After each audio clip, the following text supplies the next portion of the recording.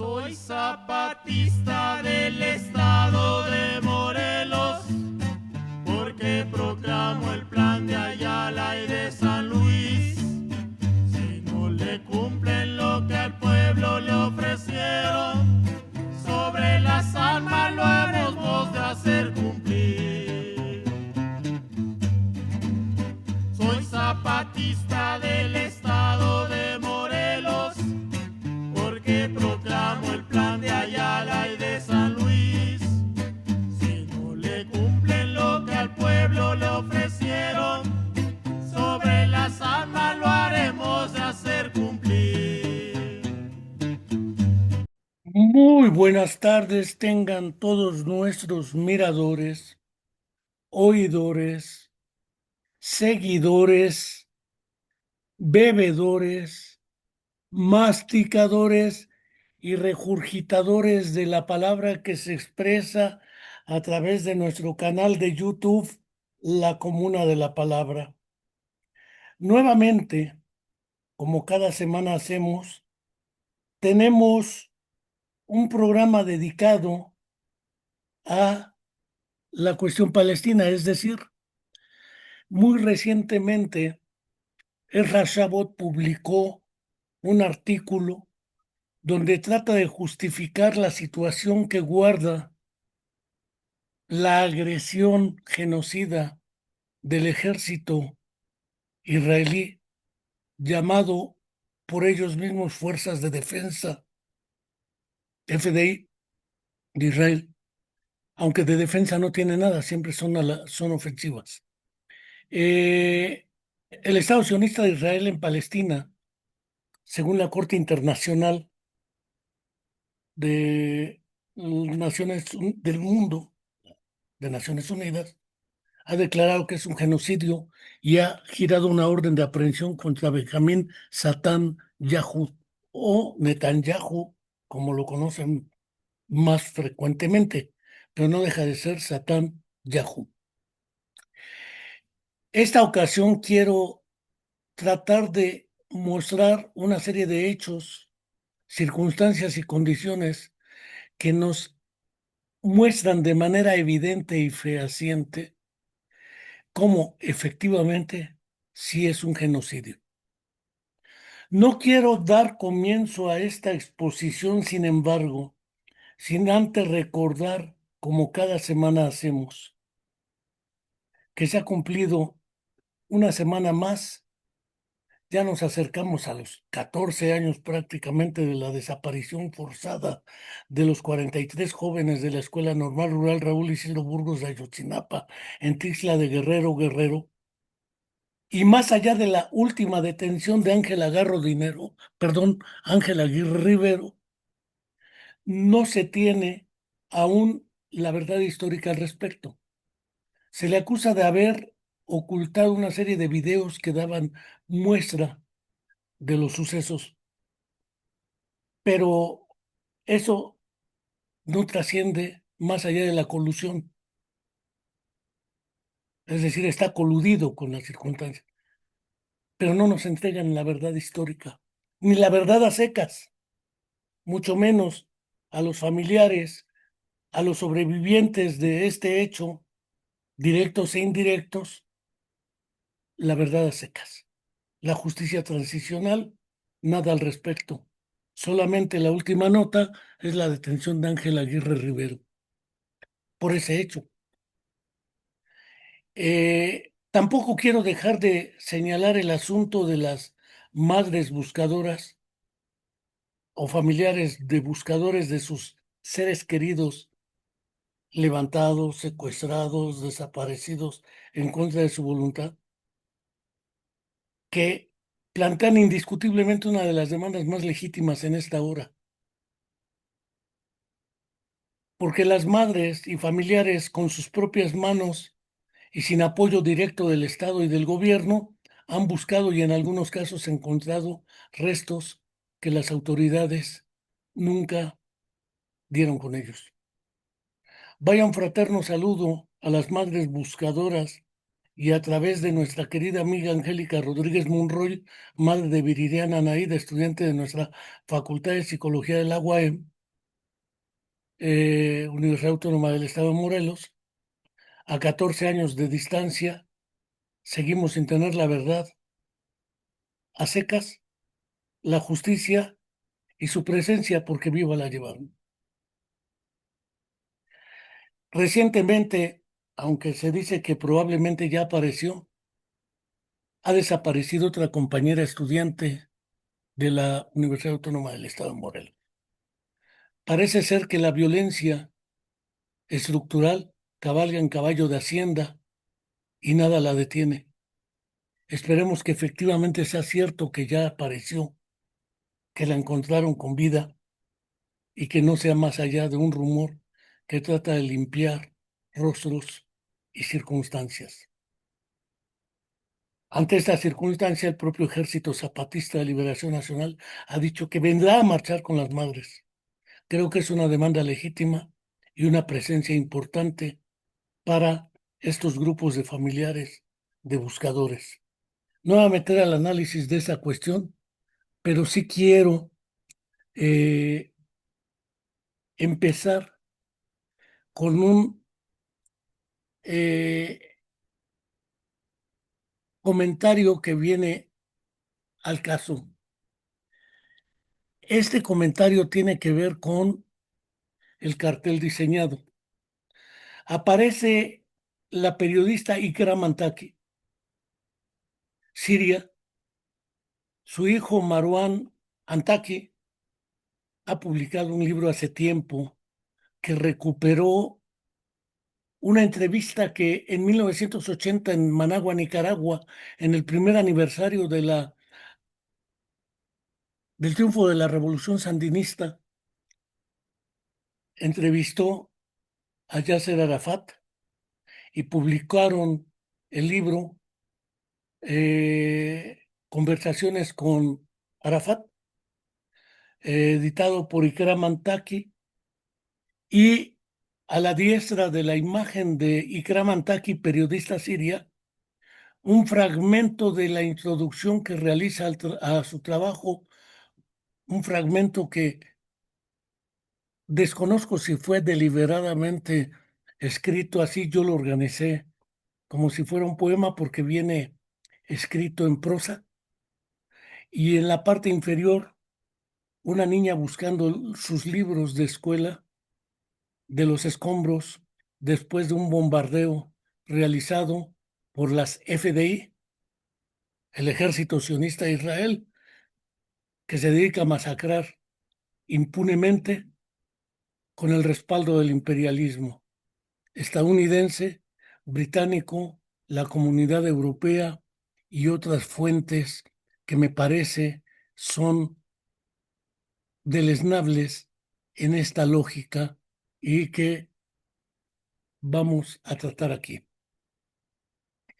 Quiero comenzar esta ocasión con citando un artículo que, a diferencia de Rashabot, se titula Gaza nos ha quitado la venda de los ojos. Es un artículo muy breve escrito por un colega español de nombre Rafael Narbona y empieza literalmente de esta manera. El genocidio perpetrado impunemente en Gaza por Israel, un artefacto colonial creado por Occidente para controlar Oriente Medio, nos ha mostrado la verdadera faz del mundo. No vivimos en un mundo democrático, sino en una gigantesca telaraña tejida por las élites económicas. Los gobiernos salidos de las urnas no representan a los ciudadanos, sino a los grandes grupos empresariales que explotan y destruyen el planeta para obtener beneficios. Véase tan solo el comportamiento del recién presidente asumido de Colombia, que ante la circunstancia de una catástrofe derivada de un terremoto de 7.4 grados Fahrenheit, que destruyó varias regiones en Colombia, lo primero que hace es declarar que Colombia reconoce el derecho del Estado sionista de Israel, la propiedad sobre el Golán sirio. Asimismo, reconoce la autoridad de Marruecos sobre la República Árabe Saharaui Democrática. Rompe relaciones con varios países que considera zurdos porque sigue el mismo discurso estúpido de Milei, presidente ridículo de Argentina, y Bolivia y El Salvador, que parece ser que a pasos agigantados la derecha asume electoralmente, como dice Rafael Narbona, los gobiernos salidos de las urnas no representan a los ciudadanos. El verdadero poder está en manos de los bancos, constructoras, fondos de inversión, compañías de petróleo, armas, gas, carbón, electricidad, energía nuclear, fármacos o redes de comunicación. Y estos presidentes, lo mismo que el chileno, se encargan de favorecer esto.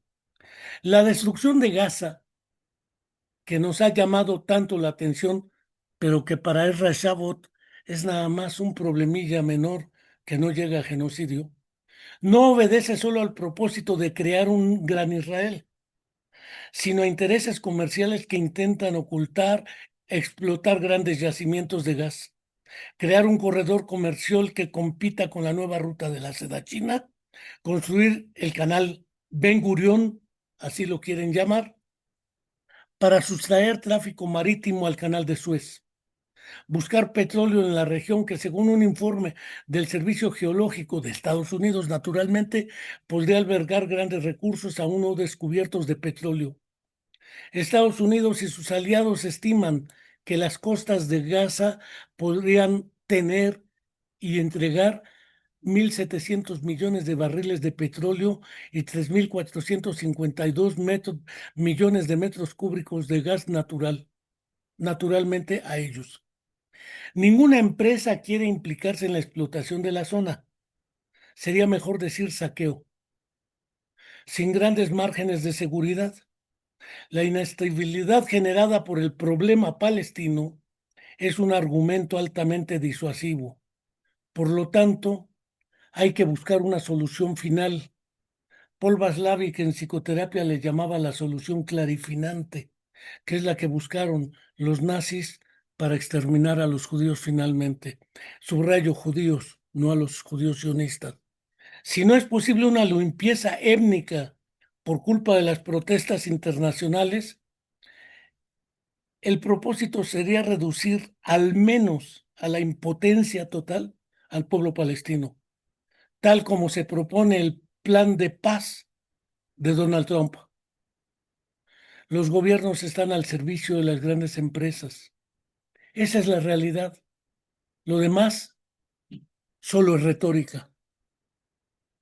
Planteado hasta ahí ese terreno, considero que en realidad el problema es mucho más agudo de lo que parece y que pese a quien le pese, como Rashabot u otros más, tiene raíces históricas de las cuales infrecuentemente se habla.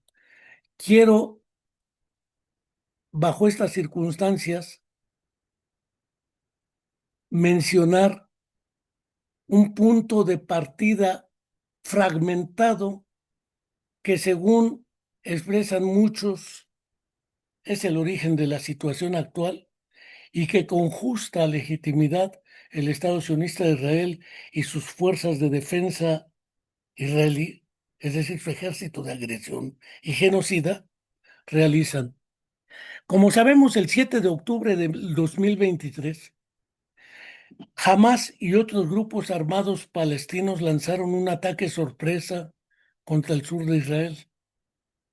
Mataron a unas 1.200 personas, mayoritariamente civiles, y secuestraron a 251 rehenes.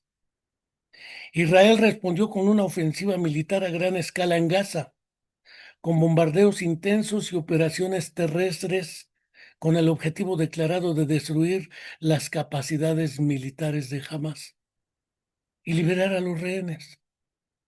Ahí empieza, según estos revisionistas de la historia, la cuestión. Los terroristas de Hamas cometen un acto terrorista en suelo israelí, eso dicen, y con legitimidad el Estado de Israel tiene derecho a la defensa. Pero su defensa no es hacia adentro, es hacia afuera, es decir, es ofensiva.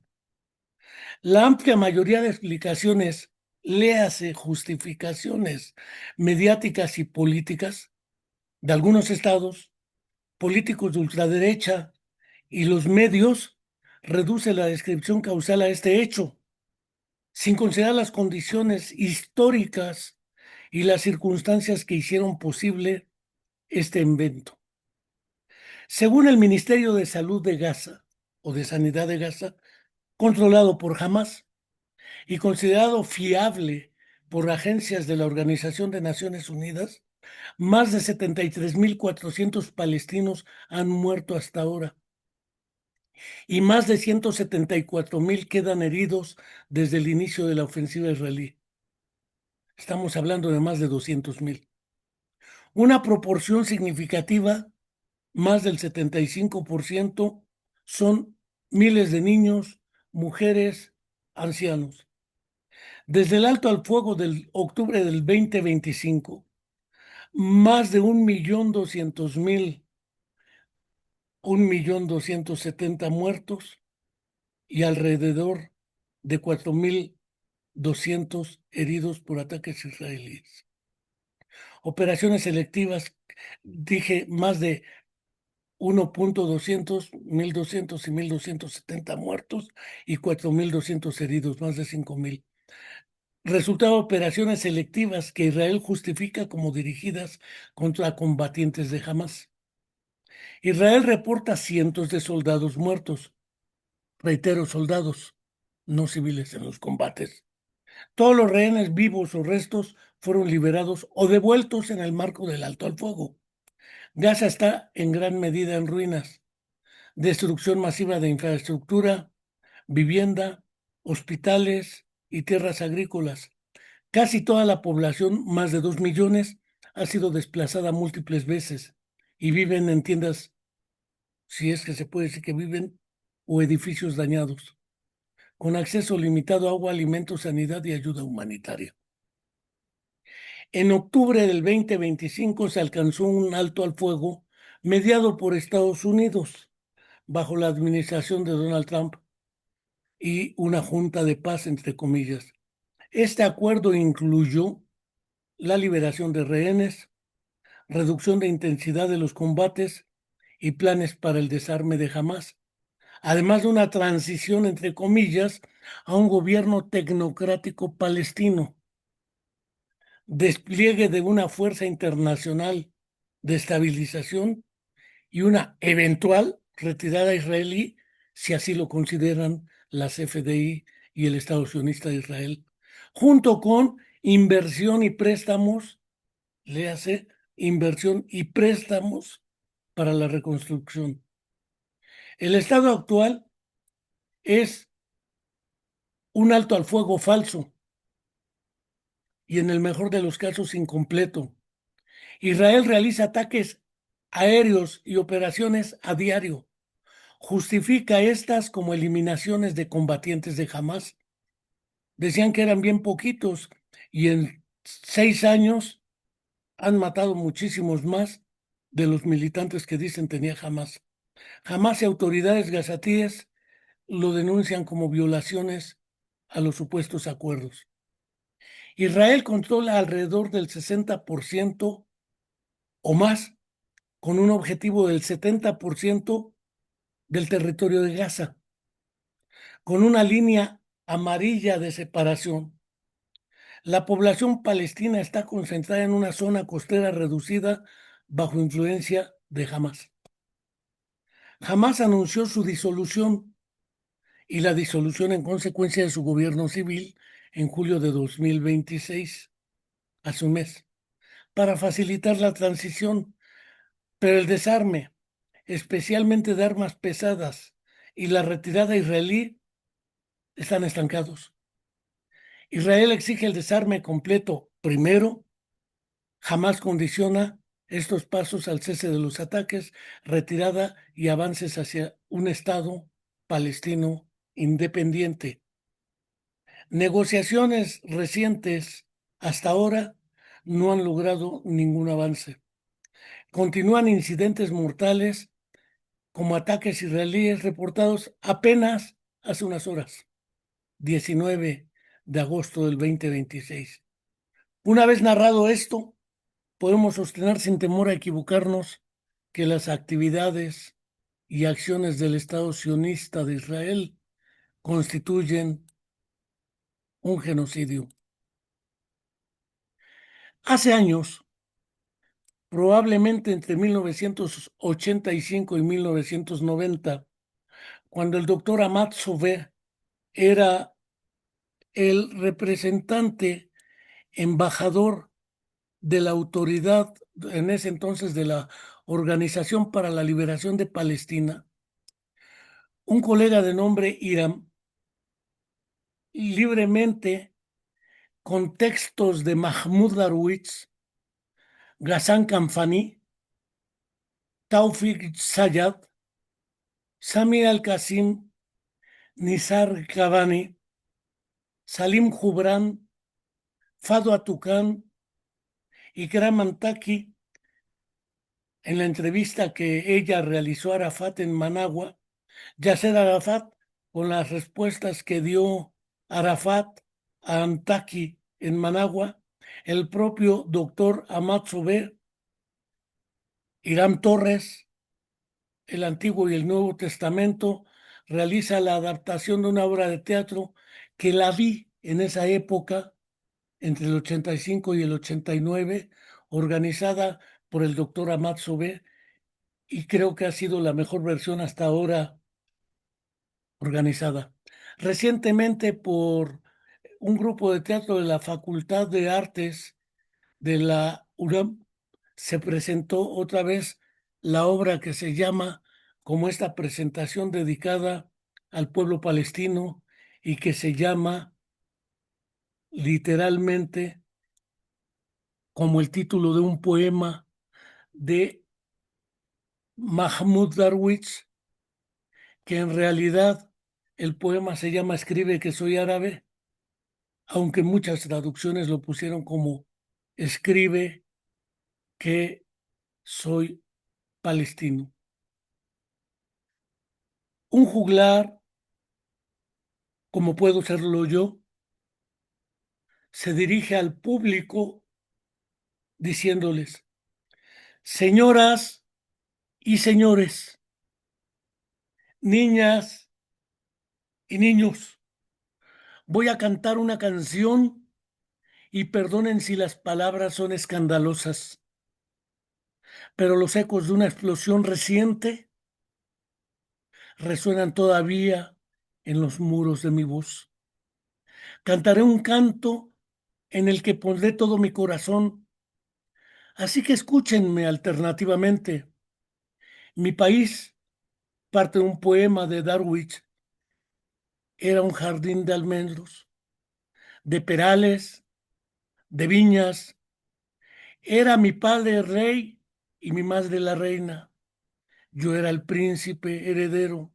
Yo defendía el reino, acosaba a las fieras y a los insectos dañinos. Los años pasaron y sucedió que vimos un día llegar un sombrero. Así quiero empezar con este texto que escribí y que armé libremente con otros textos también, titulado Sumud, Nota sobre la cuestión palestina. Y empieza con el fragmento del mensaje de Ikram Antaki en la entrevista que dirige a Arafat y que después reproduce Marwan Antaki en esa entrevista. Que caigan encima de mis hombros las cimas del Hermón y del Galileo reunidos, si no fuiste la más amada. Te recreé desafiando las mentiras del mundo. Existes porque me hiciste existir. Caminando por el río Jordán, llegando hasta el mar muerto, supieron los humanos por fin que cada gota de tu agua es sangre nuestra. Por ella quedó como es, pesa ira y revuelta, pesa aceite de olivo y vino quebrado. En el mar de tu asesinato no sobreviven los peces ligeros. Por allí cruzamos hacia la otra orilla. Caminé por el desierto de Gaza y probé tu existencia. Nadé de Jaffa a Haifa contra las malas mareas y probé tu existencia. Palestina, hasta las raíces del tomillo, hasta el fondo de mi conciencia. Filastín, porque no ignoro ningún grano de tu tierra. Sé nombrar los pájaros y las plantas. Sé cómo salvaguardar la memoria y cómo crear la historia de tus días siguientes. Ikram Antaki. Cuando Palestina fue decretada inexistente y llegó la Nakba, cuando dejó de pertenecer a la realidad de los mapas y de los reconocimientos internacionales, cuando sobre los caminos empezó la marcha de todo un pueblo que no tenía ya un solo pedazo de tierra donde parir a sus hijos y enterrar a sus muertos. No se trataba de hablar de los individuos, ni de los muertos, ni de los vivos. Se trataba de seguir el camino hacia la conciencia. ¿Qué pasó en 1948? ¿Quiénes éramos entonces? La primera pregunta que Ikramantaki le hizo al entonces presidente de la OLP y de Palestina, Yasser Arafat. En 1948 vi las primeras señales de la enorme conspiración que nos transformó en sus víctimas. Me encontraba en el ejército palestino que dirigía nuestro mártir Abdelkader Husseini. Mi tarea era recoger las armas que habían dejado los aliados y el eje durante la guerra, la primera, 1914-17, en el Sáhara Occidental y otras zonas de batalla, para mandarlas hacia Palestina. Me opuse a la entrada de los ejércitos árabes a Palestina. Muchos nos opusimos, pero nuestra opinión no tenía peso.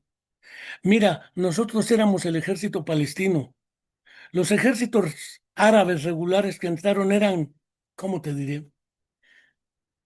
Sentíamos que algo pasaba, que algo se tramaba, una conspiración mayor. Era nuestra experiencia diaria. Comprábamos armas, viejos tanques de chatarra, pasábamos meses a las puertas de la Liga Árabe tratando de mandarlos a Palestina. No se podía. Eran dificultades innumerables de todas partes. No nos dejaban. Al mismo tiempo, las radios árabes decían otra cosa. ¿Cómo iban a hacer la guerra de nuestro lado los países que nos impedían juntar las armas y mandarlas? Había también órdenes de entregar las armas. No era entonces el puro sentir, sino la vista clara. Ahí estaba la conspiración. Había ya órdenes para entregar las armas que comprábamos con las joyas de nuestras mujeres. Pensábamos que estos ejércitos entrarían por orden venida de arriba y saldrían por otra orden venida de arriba. Las órdenes venían de Inglaterra. Ningún país árabe entonces era realmente independiente.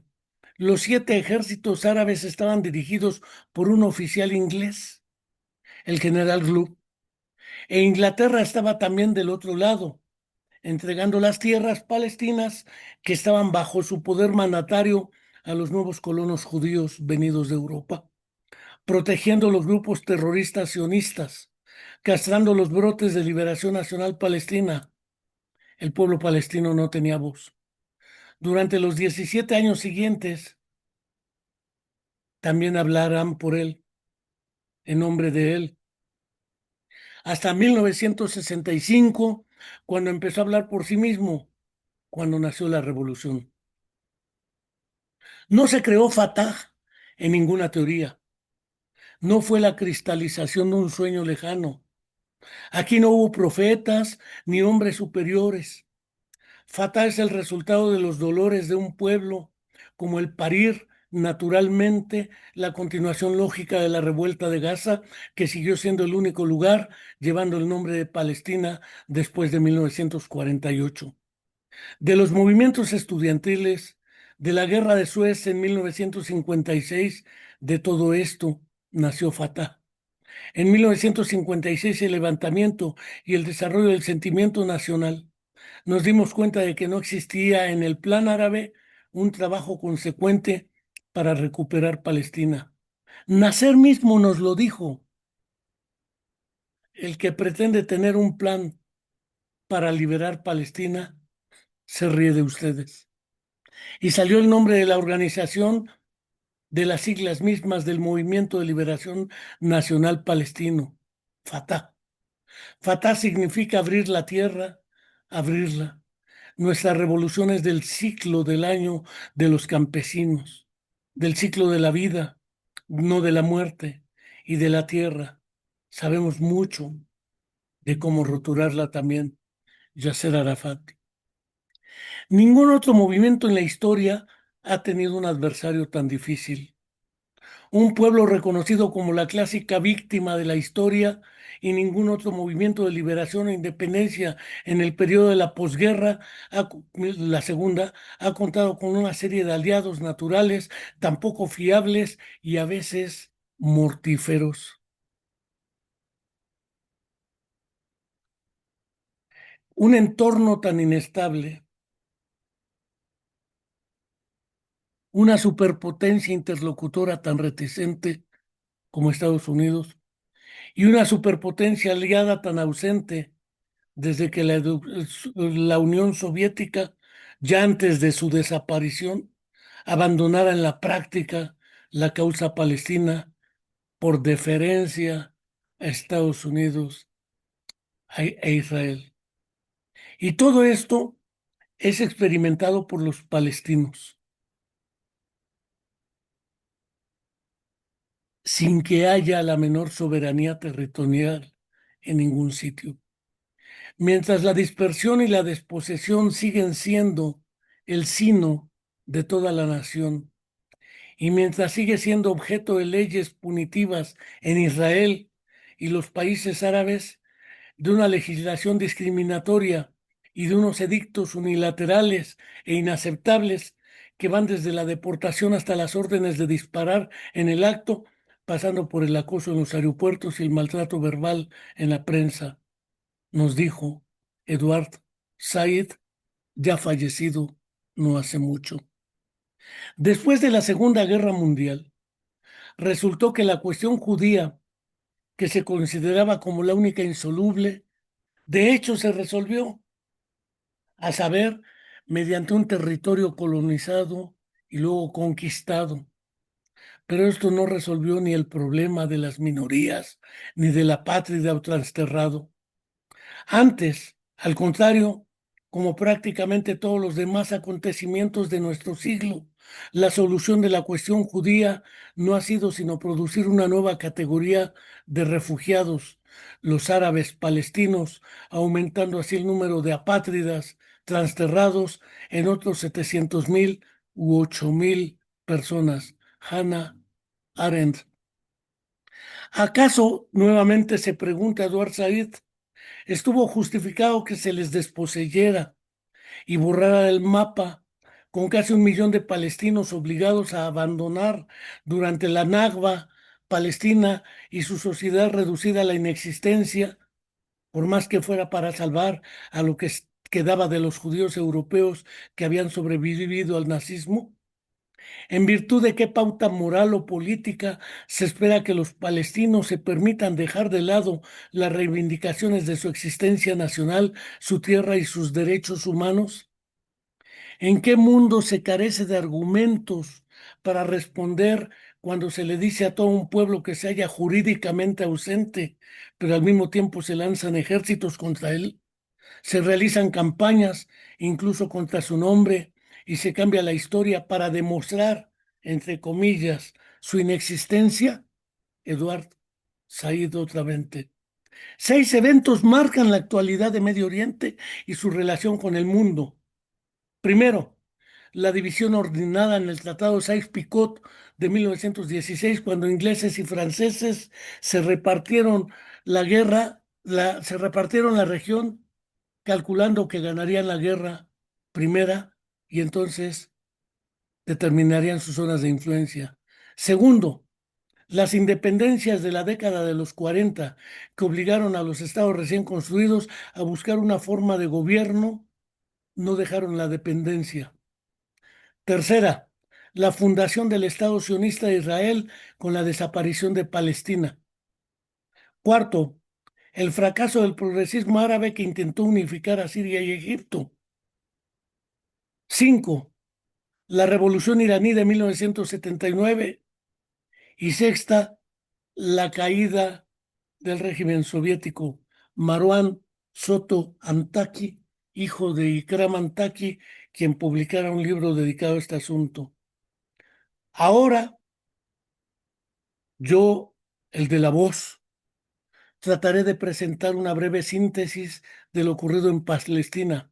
Desde la guerra de 1948, denominada tramposamente Guerra de Independencia, cuando se realizó la declaración de la existencia del Estado sionista de Israel, así como su reconocimiento por la Organización de las Naciones Unidas con el Plan de Partición de Palestina, así se llama el plan, y de otras naciones del mundo, pasando por la Guerra de los 6 días en el año de 1967, cuando era Golda Meir presidenta o jefa del Estado de Israel, primer ministra, y cuando fue militante del Haganá, y otros primeros ministros después fueron militantes, activos o dirigentes de los grupos Irgun y Stern, 3 grupos considerados tanto por la ONU como por Reino Unido en su momento como terroristas. Y llegando a la guerra del Líbano en el año de 1983. Finalmente trataremos someramente sobre la organización y realización de las intifadas de los años de 1987, 2006, 2008 y 2014 hasta llegar a la situación actual. Perdóneseme esta soberbia declaración. Trataré de ser breve. A partir de 1948, aunque desde años antes los grupos terroristas sionistas Haganá, Irgun o Stern se encargaron de iniciar un desplazamiento de población que ocupaba las tierras de Palestina, así como una operación de limpieza étnica para impulsar y desarrollar colonias de judíos que fueron llegando masivamente a dichos territorios. Los grupos de población expulsados, desposeídos, desplazados o transterrados fueron conformando grupos de refugiados que se trasladaron a naciones fronterizas con el nuevo Estado. Entre ellos referimos Jordania, Líbano y Siria. Derivado de estos fenómenos migratorios y considerando que se presentaba un nuevo drama adicionado al de la desposesión, negación y limpieza étnica, la ONU reconoce el derecho al retorno de los refugiados palestinos y crea la Agencia de Naciones Unidas para los Refugiados Palestinos, UNRWA por sus siglas en inglés, o ACNUR, en el año de 1948. Para el mes de mayo del año del 64, bajo el auspicio de la Liga Árabe, el Consejo Nacional Palestino y apoyado decididamente por Gamal Abdel Nasser, presidente de Egipto, crea la Organización para la Liberación de Palestina. 10 años después, en 1974, la ONU reconoce en esta la legítima representante del pueblo palestino, otorgándole un espacio como observador y abriendo un lugar para que Yasser Arafat externara un mensaje. En el año de 1967, el Estado de Israel organiza y promueve otra guerra de ocupación de territorios en Jordania, Líbano, Siria y Egipto, con el propósito de alejar a los grupos de palestinos del territorio de Israel. En 6 días, por eso se le conoce como la Guerra de los 6 días, arrasó a los 4 ejércitos árabes y se anexó otros espacios dentro de lo que era, según el plan de partición, parte correspondiente de Palestina además de territorios pertenecientes a Siria, Jordania y Egipto, que hoy el presidente de Colombia reconoce en el Estado de Israel su derecho a posesión, como Milei reconoce a Inglaterra con el derecho de posesión de las Malvinas. Hasta ese momento, 1967, en cualquier reunión de carácter internacional, o era el gobierno egipcio o jordano, o una delegación jordano-palestina que no tenía autonomía con respecto a tales gobiernos y que no tenía el reconocimiento pleno de los diferentes grupos de refugiados palestinos. Una vez planteada esta cuestión y habiendo realizado un balance de la guerra de los 6 días, Yasser Arafat, después de un balance crítico, fue nombrado presidente de la OLP, porque además Fatah compartió esta guerra con la mayoría de su ejército, la mayoría de los presos y la mayoría de los muertos en la misma, a la vez que era el comandante de Al-Fatah, grupo que asumió la mayoría de los cargos de la organización y, entre otras consecuencias, tanto interna como externamente con los refugiados, tuvo reconocimiento absoluto. Pero además en el ámbito internacional la representación indiscutible del pueblo palestino y sus demandas fue conquistada por la OLP bajo la conducción del propio Arafat. De este modo, la cuestión relativa a la representación legal legítima e indiscutible de los palestinos de Palestina y su causa quedaba resuelta. Las guerras promovidas por Israel, además de buscar anexiones dentro de Palestina, trataron siempre de provocar a los gobiernos árabes para que impidieran a los palestinos organizarse y luchar. Fue así que el día 6 de septiembre de 1970, el rey Hussein I de Jordania impuso ley marcial para contener a los palestinos que le cuestionaban su postura ante Israel. En ese periodo, miles de palestinos fueron asesinados o expulsados de Jordania. De allí que surgiera el nombre de otra organización denominada Septiembre Negro, así como sus acciones. Al ser expulsados de Jordania, los grupos de palestinos se asentaron únicamente en Líbano, desde donde prosiguieron sus ataques a Israel. Hacia el año de 1983, nuevamente Israel impulsa otra guerra, ahora contra Líbano, para expulsar a la OLP. Como resultado de esta acción bélica, la OLP se traslada a Túnez y en ese evento es que se perpetran las masacres de Sabra y Chatila que un buen colega argentino cantó y dedicó a los muertos de ese genocidio en Sabra y Chatila, de los cuales el Estado sionista de Israel se deslindó, aunque responsabilizó a las fuerzas libanesas de ultraderecha aliadas suyas.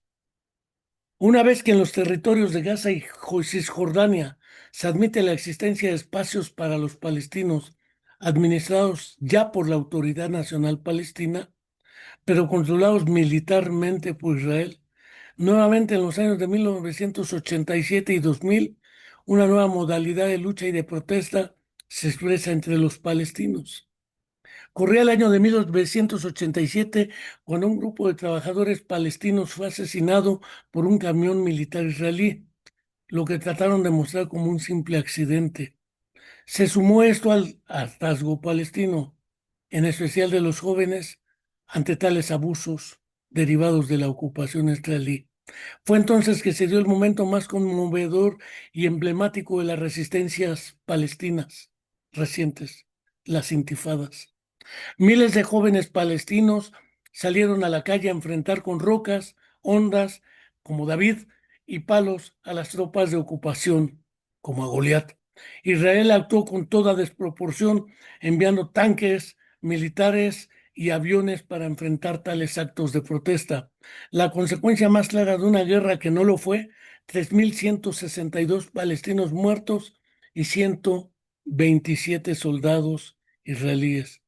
La segunda intifada comienza el mes de septiembre del año 2000 como una respuesta a la provocación de Ariel Sharon, otro de los militantes terroristas en su momento, a la zona árabe de Jerusalén.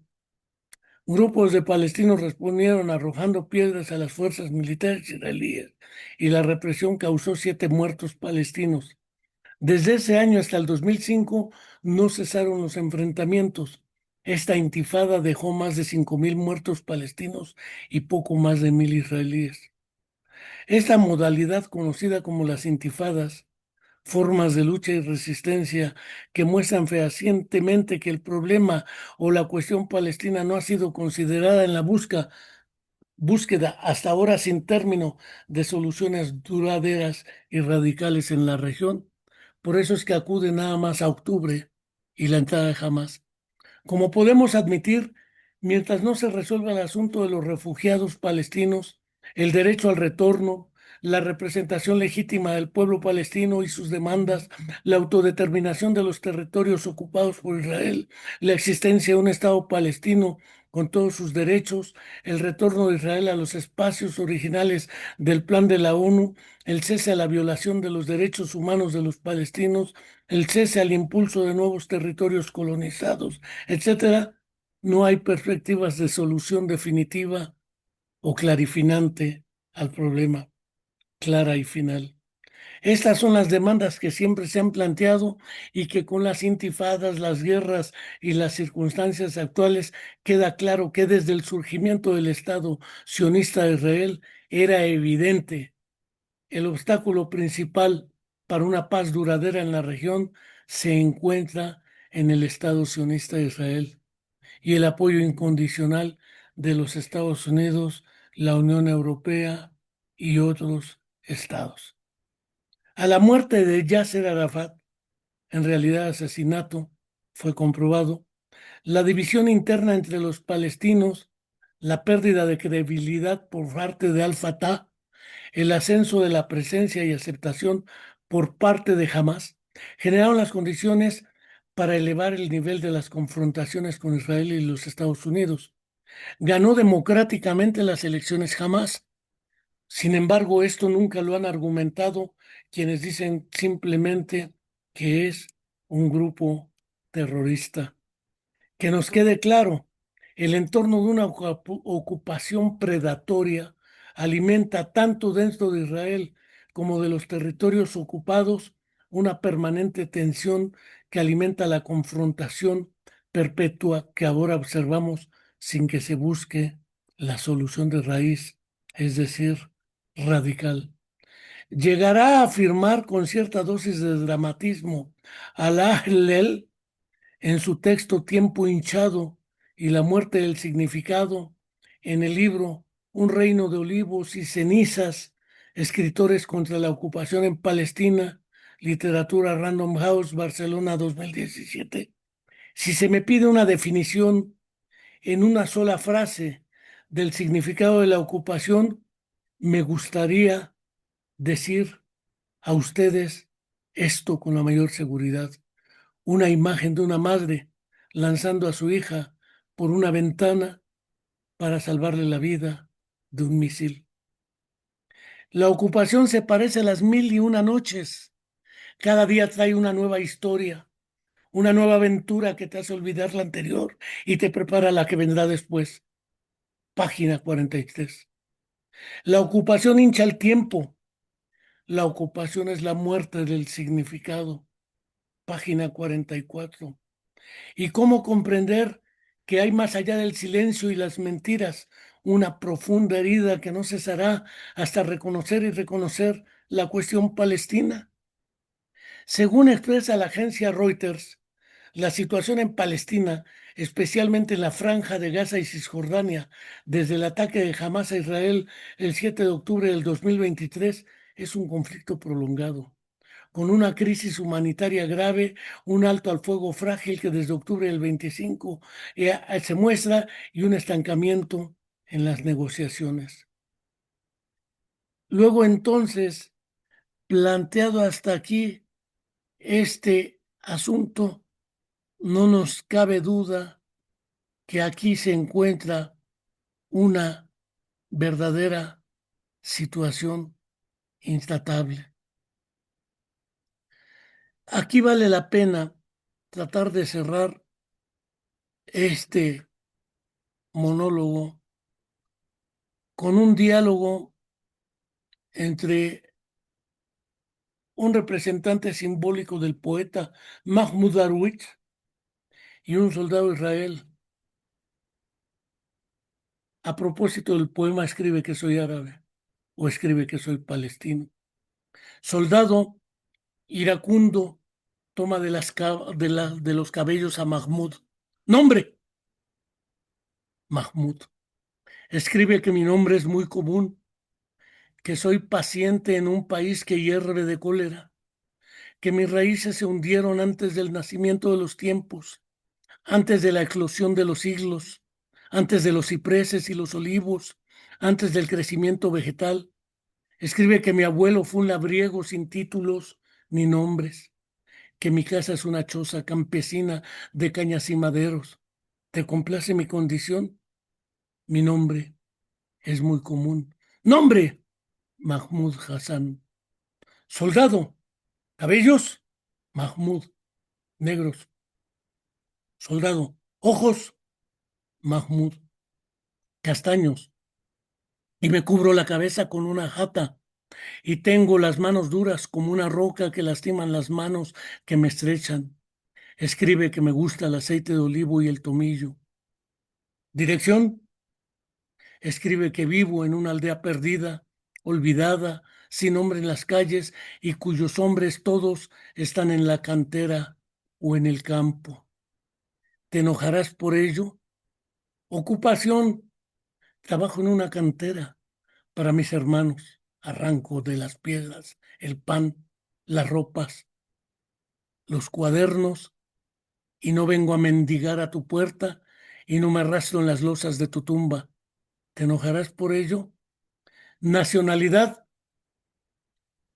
Mahmoud. Escribe que soy palestino.